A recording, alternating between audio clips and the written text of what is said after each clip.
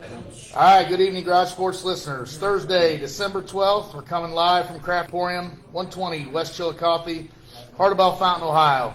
Tonight's our second episode of In the Garage, brought to you by Top of Ohio Radon. Top of Ohio Radon's owned, operated by great friend Paul Newland. Radon is a silent killer, can be found in many homes in West Central Ohio.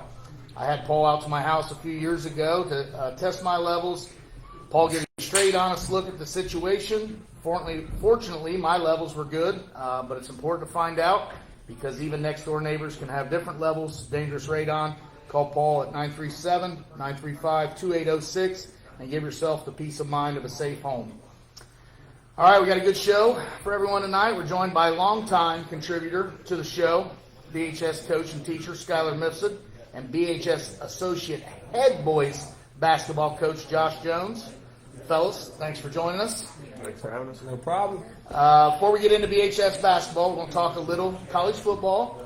We'll talk a little NFL football. We got our version of the late, great Ed Werder here. Thankfully, we found out tonight that Ed's still with us. So he is still alive. And so is Skylar Mifsud, thankfully.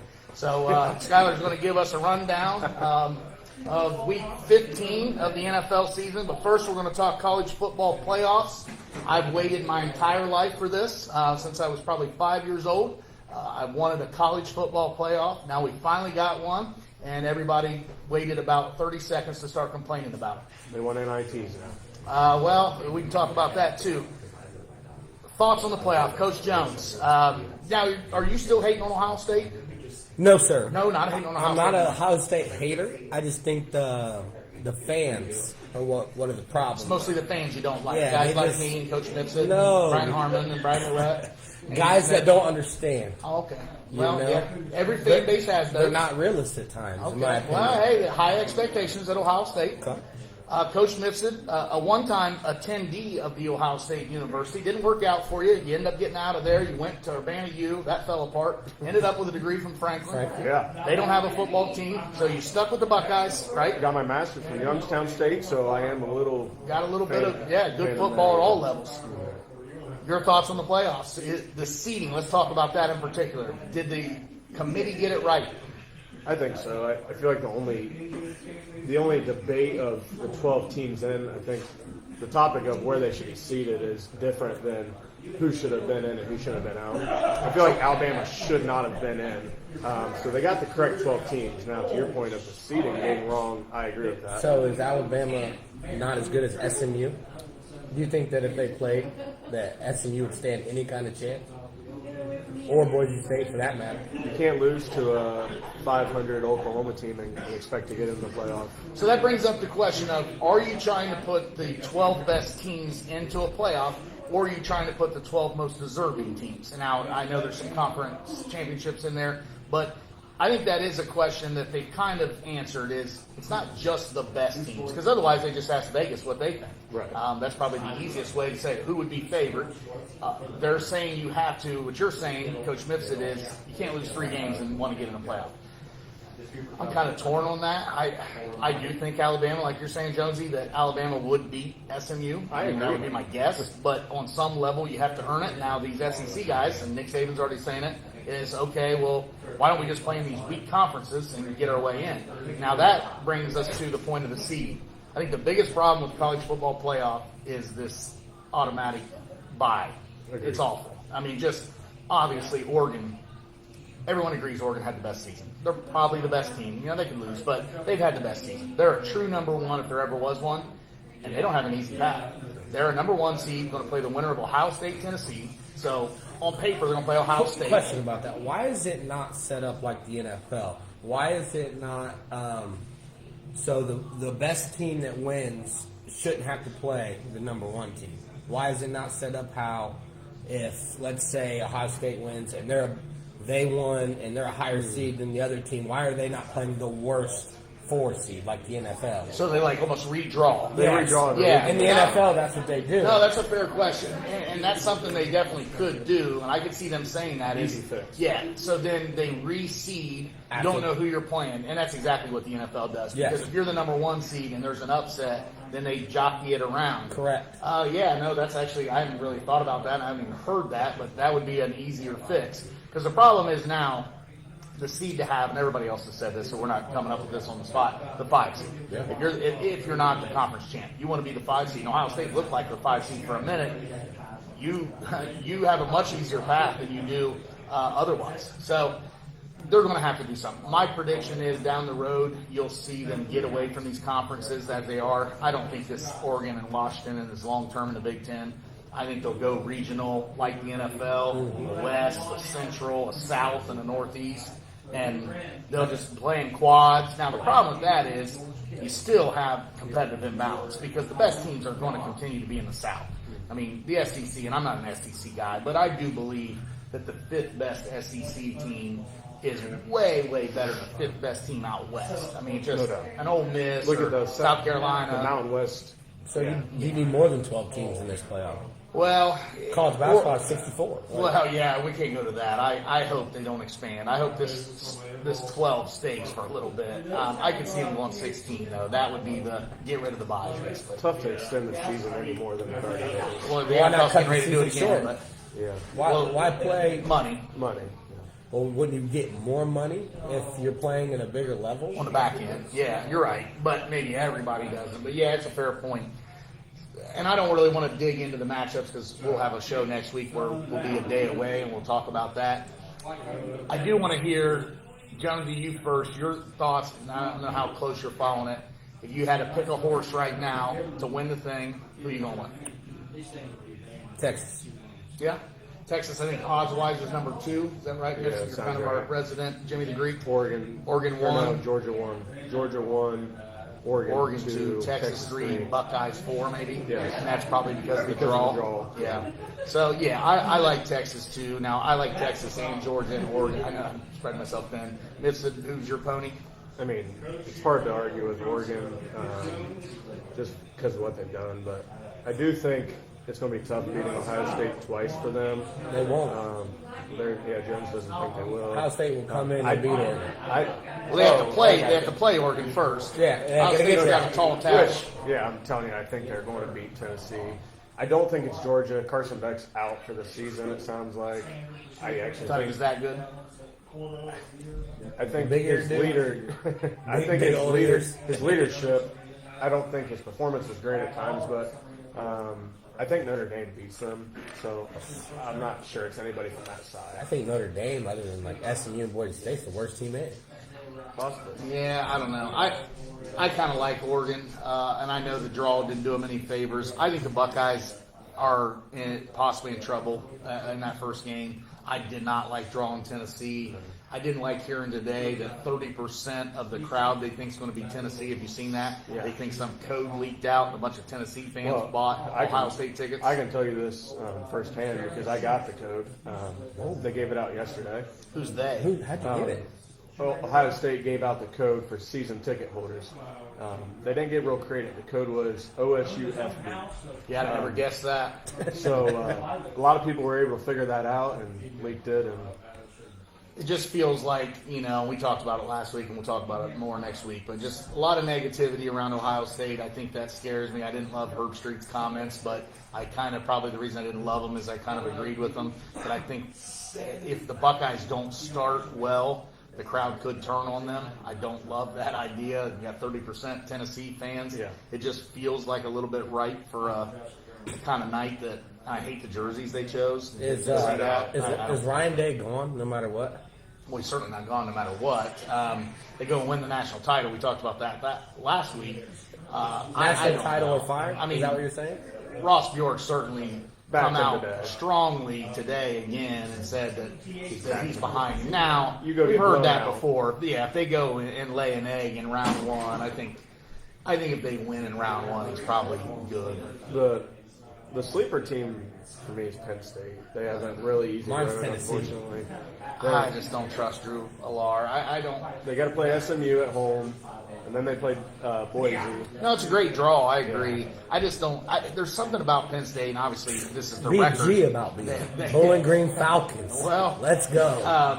I would say, besides BG almost beating them, boy, they never beat anyone good. What is he, like 1 in 20, 1 in 19 versus top 5 teams? Yeah. I just have not seen that program. I just don't know if they have enough talent. I think at the end of the day, and everybody blames James Franklin, I'm not sure James Franklin's not doing about as good as anybody can do at Penn State. It's not 1983 Penn State. It's a tougher place to recruit than it used to be. And The NFL guys think Drew Aller could be the number 1 quarterback next year. I feel like I never know where this stuff comes from. It's like Anthony Richardson, and I know that he's shown a little bit of signs, and I feel like this quarterback stuff at times we're like, where does this stuff come from? What am I missing? Why is he so good? I mean, his talent? Poise in the pocket, I guess. Okay. I don't know. I'm not sure I either. wouldn't want my team to draft him, and I don't have a team other than the Nashville Outlaws and the Garage Sports in the Champions League. But I won't be touching Drew Aller. Is it Aller? Do I say it right? Aller or I'm not Aller? sure. Yeah. Apologize, Drew. If you're listening. And he's an Ohio guy, and that's good for him. But we'll talk next week more about next Thursday will be a day out. I'm excited about that. We're off school. We start next Friday. You get off work, and you got that first matchup with Notre Dame, and Indiana. That's a nice little appetizer. And Saturday, you get the 2 day games, and the Buckeyes play at night against Tennessee. So you're talking about just an absolute gluttony of football starting here pretty quick and running through about. And there's NFL next Saturday as well. And then leads you into I don't NFL understand Sunday. that. Yeah, why put the NFL compete against the playoff? What You who said does that? money. Well, yeah, but it doesn't even make sense. Like, Steal viewership, I feel like. yeah, I agree.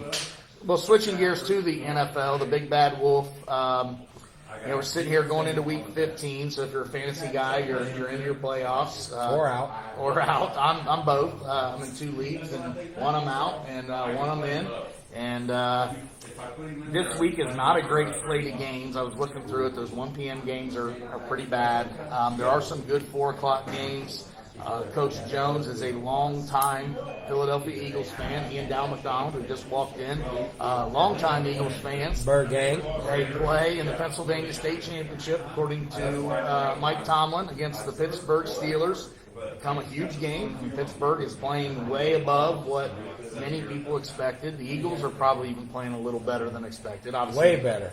Everyone knew they'd be good, but they've been fairly dominant. They still have drama Barely. somehow. Number one defense I in the just league. listened to the wide receiver talk. And, Top 5 offense in the league. Can you confirm that? I can't confirm that. I but can confirm did that the listen wide to receiver it. spent some time throwing their quarterback under He the made a bus. statement today, actually. Oh, okay. And he said Jalen and him's relationship is fine. Okay. Well, They are friends, and they took it the wrong way. Whether that's true or not, he made a statement. he was out of context. For sure. I'm not sure you get out of context when they say, what's wrong with the offense? And he says, passing. Yeah, well, it could be a lot of things, but it's not new that there's drama from a wide receiver. It's kind of par for the course. Packers play the Seahawks, a nice game, and Bucks and Chargers, another nice game. But outside of that, now there's Bills Lions. Bills Lions. Is that 4 o'clock? Same time as the Eagles. Why would they do that? Are we sure about that? Yes, 100%. Okay, so that's the marquee game. That is these Detroit Lions, man. They're something. Until the playoffs, when the Eagles show up to Detroit and we shut them down because they have no D-line. And Saquon Barkley goes for 180, and they can't run on our D-line. Well, yeah, I mean, their running game's pretty good. Agreed. Jameer Gibbs and David Montgomery is probably one of the best 1-2 punches in my lifetime. Yeah. I really enjoy them. I really enjoy Dan Campbell. Jalen Carter and Jordan Davis are the best inside D tackles that you've seen for a long time as well. Yeah, bring the noise. They are built. That's true. They are maybe built to stand up. And I'm with you that Philly kind of has that pedigree that says when the lights get bright, we can win. Detroit. Now, Detroit did get to the NFC title game last year. So, they're maybe done with the, hey, we're going to just choke in the playoffs. But their best players hurt.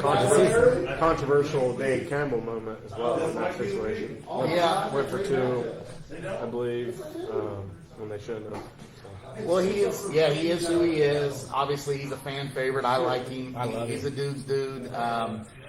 He's going to live by the sword and die by the sword. So, they're an enjoyable team to watch. And yeah, I like the Eagles too. Like, I don't really, unlike Coach Jones, I don't have a team I hate. I like them all, and I'm looking for good Who do football. I hate in the NFL? Well, I I don't know. definitely hate the Cowboys. Yeah, I figured Shout the out Cowboys. Tyler Williams on that one. Yeah, maybe the Commanders. I mean, you got a little hate for them. No, why? They've never. Who have they been? Well, it's been a while since they hurt you. Yeah, Yeah, it's yeah. been since the 80s. Yeah, and I wasn't even alive. So Looking at the favorites, Detroit has now, I don't know if this is recent, they've assumed the role of faith. They are plus 270, so they are the favorite by a large margin. Kansas City Chiefs plus 500. That's you get 5-1 on the two-time champs. Yeah, they just it's hard to win 3 in a Said row. the same thing last year. they're winning at a different Yeah, in a different way this year. for sure. I saw a tweet the other day that said that every Chiefs game should be, the spread should be -3 and their money line should be -500. They haven't covered a single game, and it feels like they kick a game-winning field goal Well, every if you single want game. to talk about that, if you look at all the Lions wins, then about 5 or 6 of them by 3 or less. You know what I mean? I did see that meme or whatever that the Chiefs, if you reverse the one-score games, they would be like dead last. Jeff Dawkins saying Eagles number one rushing offense, passing I think bottom of the NFL, maybe last. We're gonna have to fact check you on that, Jones. that's Dawkins bringing some thunder. I also want to let him know that Jalen Hurts over the last 3 years is the most winningest quarterback in the league. And that's a fact. Better than Patrick Mahomes. Yep. Okay. Well, hey, we don't have time or the resources to fact check. That was ESPN told me that. Oh, okay. Maybe Stockton will look it up.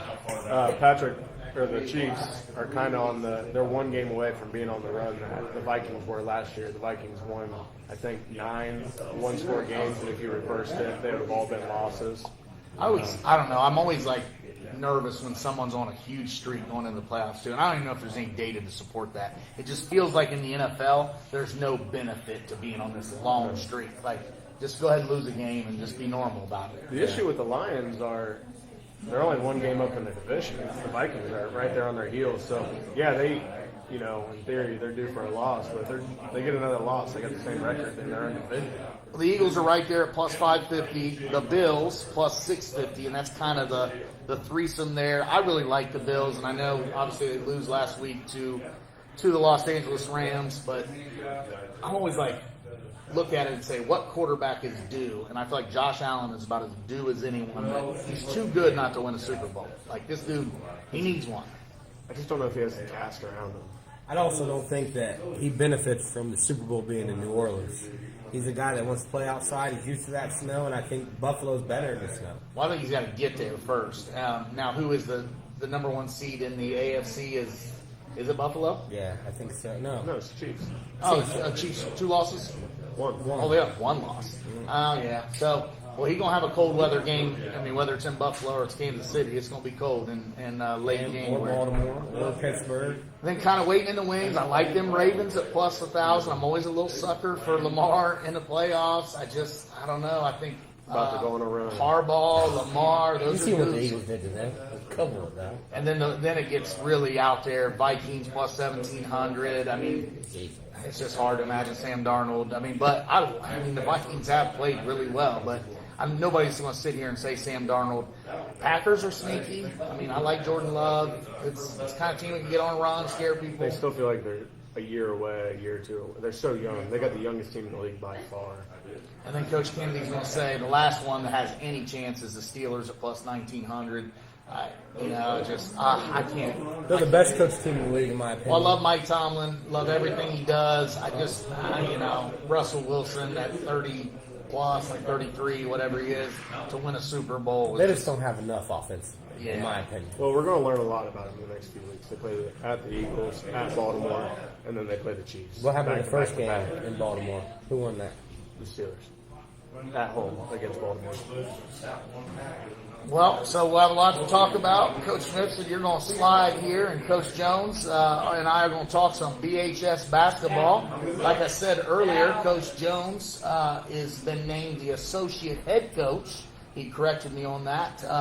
No longer just an assistant coach, an associate head coach, which a lot of responsibility means that you're kind of more than just you're now a right-hand man. So your season got underway about a week and a half ago on a Tuesday night at Marysville. Marysville's got a pretty nice squad, right? Monarchs came away with the win, 71-43. Marysville, Jamie Collins, I don't know how familiar you are with that name. Coach Will Collins' son is now an assistant. Yep. His boy is on the team. Killer. Pretty good player. Killer. Okay, now he did well against us, I'm assuming. I think he had 19 or 20. He's just, to me, Marysville's become a mini Columbus school. Yeah. I don't know what they graduate, but it's probably triple. 500 something. So almost triple us. We came out slow. A couple of our dogs were out. But that's Short Braylon Newcomb, so he will be back tomorrow night. We can get to that in a minute. correct. Which is our primary ball handler. A guy that what we struggle to do is deal with pressure and bring the ball up. They're not doing that to him. He's from Centerville, where he was coached by one of the greatest coaches in Ohio, in my opinion, Coach Cubs, and he's different, and I can't wait for everybody to see it. So let's get into that. Would have played last Friday night against London, but London probably backloaded that game due to their playoff February run. something. Yeah. Pretty typical of these teams to get deep in the playoffs. So looking ahead, tomorrow night, Chiefs play at Urbana. We'll talk about Urbana in a second. At home. At home, I'm sorry, yeah. At home against Urbana. We'll get into that in a second. But let's take a look at these Chiefs. So you talked about Braylon Newcomb, because he is certainly the name that a lot of people want to talk about. Braylon Newcomb is a transfer from Centerville, which anybody listening to this is probably going to know that. He was a dynamic football player to the tune that I've never seen before. I said it on air, called the Bellefontaine football games. I've never seen somebody dominate a football game the way he did. Now, obviously, Tavian St. Clair is, he is what he is. Correct. But different. He's quarterback. And Riley Neer, that was always and Riley Neer, as great as he was. Desmond Libertus, but Braylon was just a combination of every great person I ever saw, and he could do it on offense and defense. And Desmond Libertus is the best analogy I could give people when they'd ask me about him.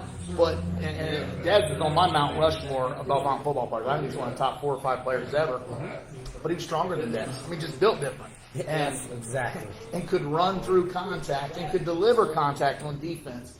I just don't think we've ever seen an athlete like him. So now he joins the basketball team, coming off of a career at Centerville. Played 15 games last year for a Centerville basketball team that is the state runner-up in Division I. You're talking about a top 50 in the country probably type team. Tell me, now that you've watched him for a month plus in basketball, tell us about it. Like you said, he's built different, He's just one of those players that coaches dream to coach. He doesn't take a play off. He's in everybody's face at all times. There's no laughing and joking, and everything's serious, and that's what you want. He's somebody that every single drill, he comes in ready to win. And if he loses, you'll hear about it.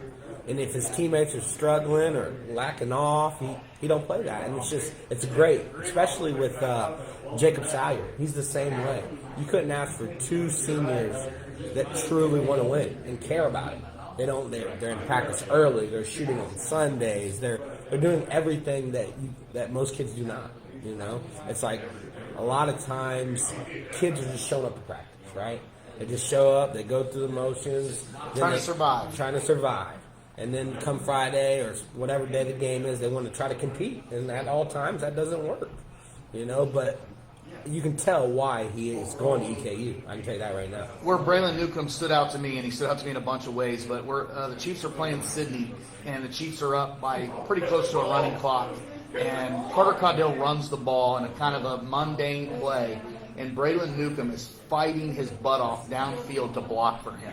And I mentioned on air, and I said, that's just different. Like, people aren't wired that way. That late in the game, you're the best player on the field, you have 200 and some yards receiving, and you care about this play that's fairly meaningless.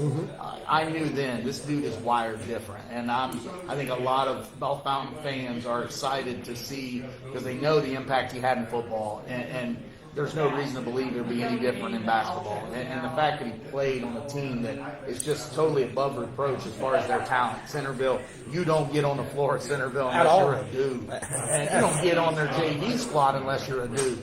So they show up to practice at 5:30 a.m. in Centerville. If that tells you anything. And you talked about coached by Coach Brooke Cups. Brooke Cups to some of the local people. Played at Graham. I mean, at this point, I think most people know who he is. His son, Gabe Cups, was a star for Centerville. He goes on and not starring, but playing a role at Indiana University. So, yeah, it's big boy basketball, and that's not an overstatement whatsoever. So, talk about the lineup. So, Braylon will play the point. Yep. Let's take us through 2 and on. Well, we made a change from last week, obviously, even with Braylon. I think at the 2 spot we'll have Patrick Stolley. Very, very smart, shoots the ball well, does everything right. One of those kids that you dream to coach, you know. Yes, sir, no, sir. Does everything you ask. Grayson Locks be at the 2-3 as well. In my opinion, Grayson Locks is the most skilled basketball player on the team. Played a lot last year, so maybe even started some last year. Yep, sophomore. He was junior this year. He's just best shooter in the program. Best overall kid that can put the ball in the basket. That's a skill that you have it or you don't. Right. You know what I mean? Yeah, he's not as explosive as Braylon. He don't jump as high as Jared, but you can't keep putting that ball in the basket. At our 4 will be Jacob Skylar. He is a senior this year. I think he's been started since his sophomore year. Very strong now. A lot stronger than he's ever been. Coming back to football, good joint. Great team. He should never left. Yeah. That's something that is lost around here. You should play all 3 sports if you can, no matter what. But yeah, shoots the ball well. Best person getting to the basket and finishing. Jumps pretty good. Then our 5, Jared Mundy, another junior, 6'4", 6'3", jumps out the gym, rebounds well. Thing is with him is we need him to get that motor, and Braylon is forced him. That's what I was going to say. You know, for once he was late to practice, right? Braylon goes to the locker and calls him. You just hear him ripping me, and I'm just like, wow. I'm glad I didn't have to call him, you know what I mean? Yeah. So he's going to bring the best out of him, which is going to be pretty scary, especially in our CBC. Jared Mundy looks different. I mean, he's built different than most guys. I've been here 18 years. I don't think we've had more than 2 or 3 guys that are built like Jared Mundy. I mean, he's 3.5, 6'4", yeah, and 215, at least 225, and he's strong in the weight room. Yeah, I mean, yeah, definitely a guy that, you know, when I coached football, that we identified as, hey, we'd like to have him out. Now, you know, maybe Braylon can get in his ear about that too, but you know, maybe that ship has sailed. So we talked a little bit. You mentioned Patrick Stolley. Patrick Stolley, obviously, head coach Henry Stolley's son. You know, I remember Patrick I actually remember when Patrick was born. He was born about the time I came to Bellefontaine. I remember him being 4 and 5 years old, dribbling that basketball up and down the hallways, hearing him coming when I was in my classroom after school. You talked about Lotz, who's, you know, been in the program now, program type guy. I don't think he plays a whole lot else. That's it. That's all he plays. He's a basketball all year round. Which maybe, you know, for some guys that is what's best. I mean, if you know, it's not for everyone to play 3, but if, you know, you're 4, Jacob Sawyer. Obviously, at this point, he's a guy that the Chiefs really need to have a big year. Yeah. And then Jared Mundy, sky's really still the limit with him. I mean, he can go from just a guy to being, this time, you know, in a year and a few months, being a college basketball player, right? I mean, yeah, absolutely. He's got the skill set. And, you know, it starts with the little things with him, you know, and I've told him that. I said, do you want to go to college? He said, yeah, I want to play. I said, well, then school comes first, you know what I mean? You got to get your grades right. We've had great athletes that can't go nowhere because of this factor. And then 2 guys that are going to play another crucial role off the bench. Junior, J-Mo Clement. Started last the Marysville game. I would say he's probably the best, the second best shooter on the team. Pretty skilled basketball guy. Some things he can younger brother of VHS, one of the few All-American college basketball players. Yep. Jack Clement goes to Ohio Wesleyan and has a huge career. He ends up transferring later on to Urbana. But talk about Mount Rushmore. He's a mine in basketball, and I coached him. Yeah. And I'm telling you, he was different as well. Jack's a dog, and a dog. football guy too. And there was a dog out there. Dog out there. Played at a time where he didn't have Tavian St. Clair. We talk about that a lot. If Jack Clement played under the Tavian St. Clair offense, he's the closest thing to Riley Neer I can think of. Like there are a lot of similar players. Jack was a great cornerback.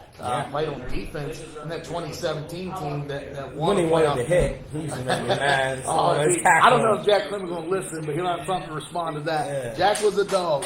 He is a competitor. J-Mo is, different than Jack, and that's not a fair comparison, but I have J-Mo in class. I did beat him in a 3-point contest recently. No, you did. That was with a handicap. It was with a handicap. Okay. But I'm 44 years old and a former wrestling coach and mildly overweight, some would say. So I should have a handicap against what you call one of the best shooters on the team. Yeah. So I did got that claim to fame. And then also coming off the bench, Sophomore Butler. C.J. Butler led the team in points against Marysville. I think he had 13. Yeah. Really like the Butler kid. Like I like him in football too. He just kind of seems like a really good kid too from the outside looking in. Like, great parents, respectful and stuff. Oh yeah, his dad doesn't play that nonsense. You can hear him in the crowd. So trust me.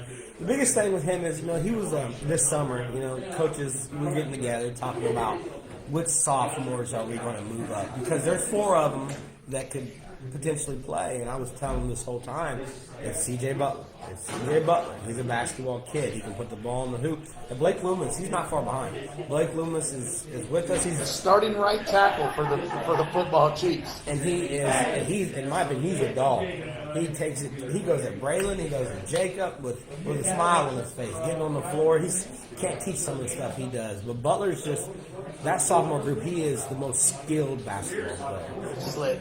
Handle the ball, can shoot it to bad. Talking about Loomis, I have him in class as well. Blake is one of the most respectful. And watching him in football, taking on that line role. He was a guy that when I was still coaching, we had talked about like, hey. He's probably not a guy that we're going to put the ball in his hands. So if we're not going to put the ball in your hands and you're tough, you might have a spot for you on the O-line. And that's Blake Loomis. And he's not a little guy. I mean, Blake's probably 185, 190 pounds, I guess. Tough kid. A.J. Conaway also probably in the mix. He's going to be our big that comes off the bench. Backing up Salyer and Jared, or more just Jared? Just Jared. Okay, just the 5. But he can play the 4 and the 3. He shoots the ball well. He's an AAU kid. He loves the sport of basketball. He came back to football too. Didn't play as a freshman, but played this year as a sophomore. He needs that. That helped him. Yeah. And even if you're not on the field, you're not playing varsity football, you're still going through all the stuff in practice. And I'm a big believer in that. Looking ahead to tomorrow night, Urbana. Yep. Urbana's 1-2, which that did kind of surprise me. Then I realized how much Urbana lost. So I was at the Urbana Bellefontaine game last year at home. That was the Andrew Donahoe game. 33 points, I want to say. Just shot the lights out. And tag some of those seniors from last year that was guarding. Well, I don't have the ability to tag that. I wouldn't even know where to begin. Then also the Bradshaw kid, who that's what I was talking in about. football. Well, Bradshaw had, I want to say, I wrote it down. I think he had 20 versus 20. Okay. So that was a pretty good combo. Those 2 kids were dudes. They were dudes in football and they were dudes in basketball. Both gone. So Urbana has lost to West Carrollton 51-46. And then Jonathan Alder kind of blew them out 55-31. Now they've recently beat North Union 79-59. Correct. Tell me what you know about the Hill Climbers. Okay. Everything's ran through their big. I'm just going to call him number 20. That way it's simpler. Biggest thing with them is they have a lot of guards that want to run and shoot a lot of threes, which means they struggle to rebound. Against North Union they did. But then again, North Union's big, shot by 23s, if that says anything about North Union. They have a younger Donahoe. He's a junior. He's a skilled kid. Brody, I believe.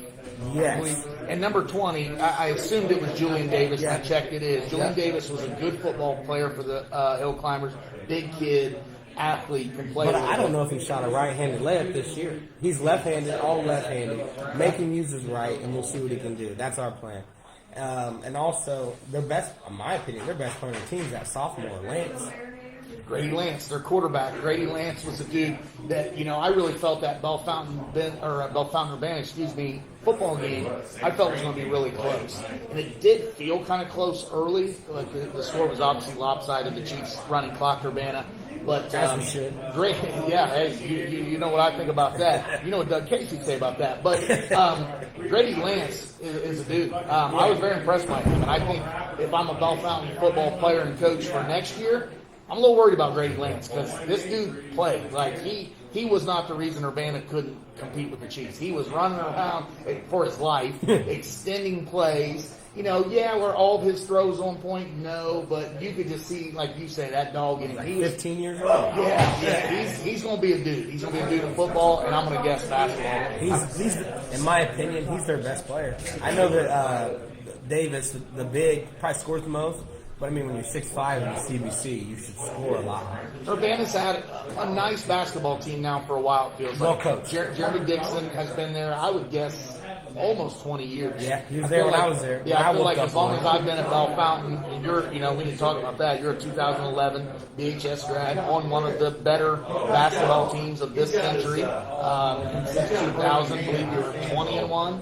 We were 22-2. 22-2. The second loss was in the tournament to Graham. Yep. So one of those teams that lost to Salina in day one, right? Game one. 2 foul outs in the third quarter by our center and our power forward. That's Michael Bean Breston and Preston Artis. Both fouled out before the fourth. Certain things I can remember. I can't remember my keys, but I can remember that. So then you reeled off like 20 straight wins, close to it. 22 straight. And had the misfortune of playing at a time when Graham was as good as they've ever been in basketball.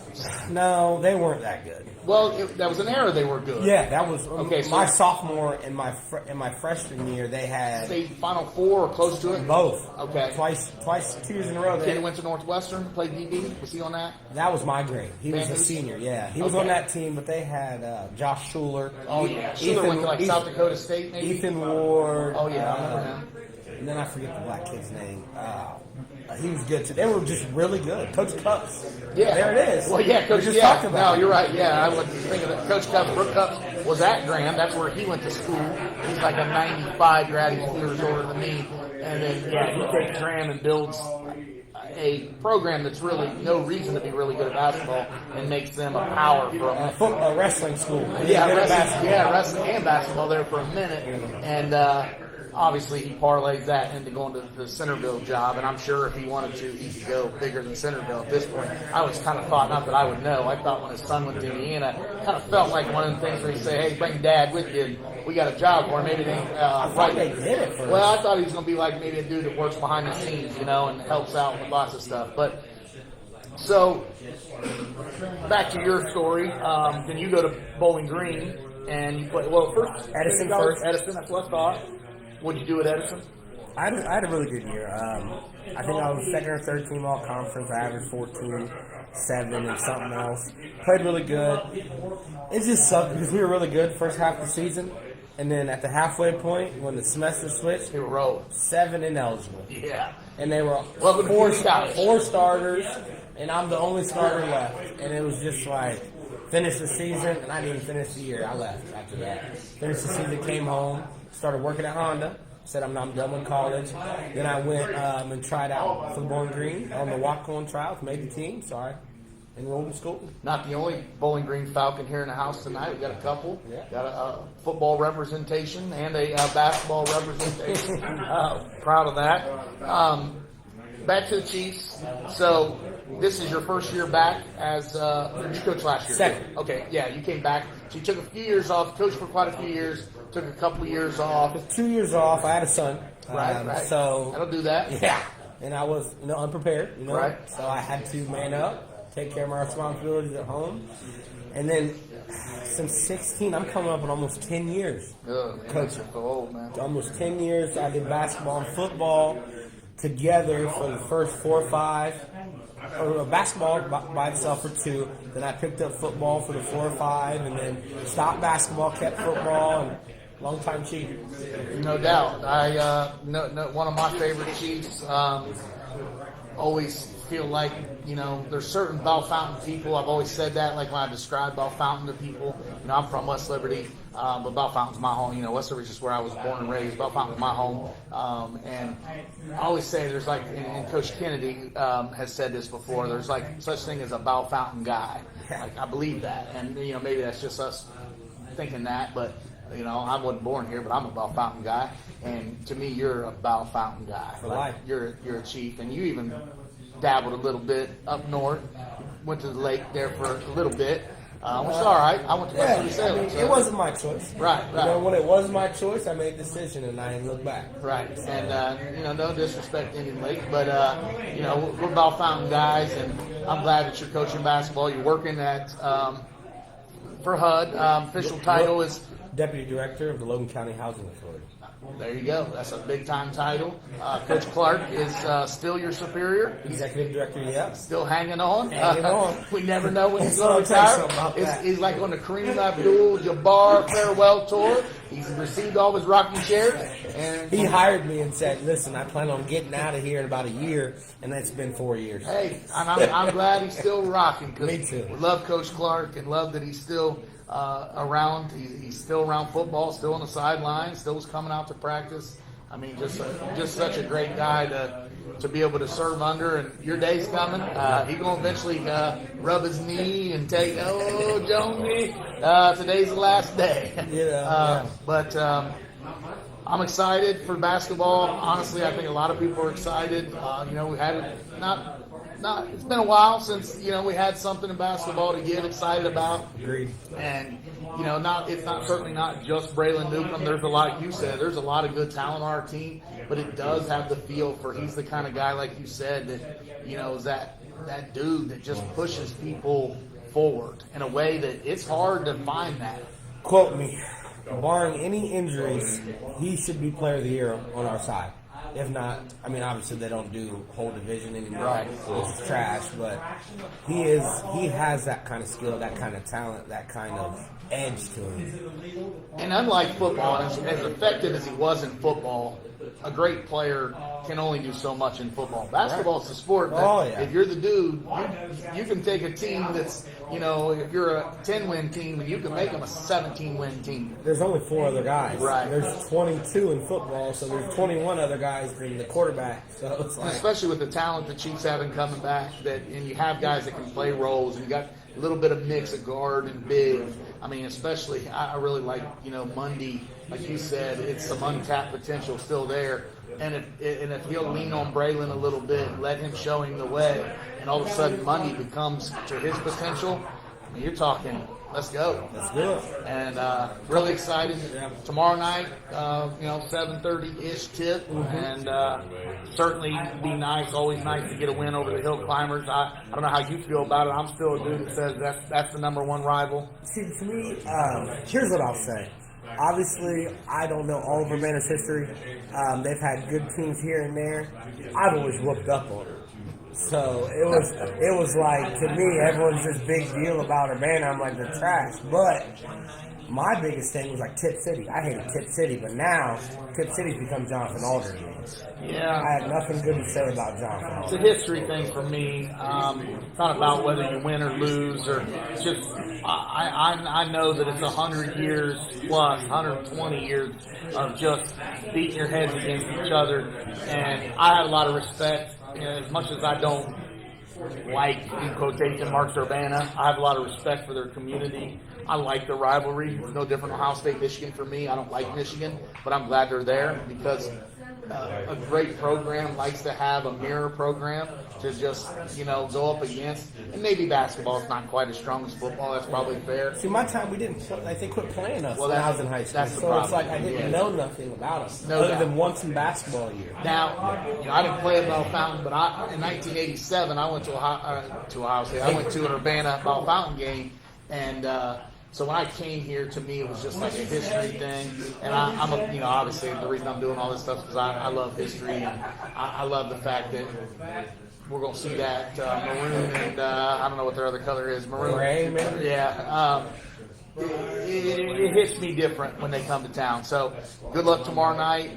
Let's get a win against Urbana. Then let's take a look at that CBC. I guess Jonathan Alder, that's the team to beat. Kind of feels like and everything. London will be good. They got a good freshman coming up, but I would say JA is the team to beat. For sure. All right. Well, maybe we'll have you back on like in February. We'll talk, sectional preview. We'll be talking about how the Chiefs are about to make a postseason run. Let's do it. All right. So appreciate everybody listening. Coach Jones, thanks for coming out. Coach Mifsud, talking college football. He's still here. Everybody come out to Craft Emporium tonight. Got some NFL going on here. San Fran's up 3-0. I don't understand that, but that is what it is. Appreciate certainly top of Ohio Radon, Paul Newland is our dude. Appreciate him support. Terrell Clark's in the house tonight. He's a sponsor. Ron's Pizza, Craft Emporium. Andy Smith is here. It's a sold out show at the Craft Emporium. We'll see you next Thursday, 8 o'clock.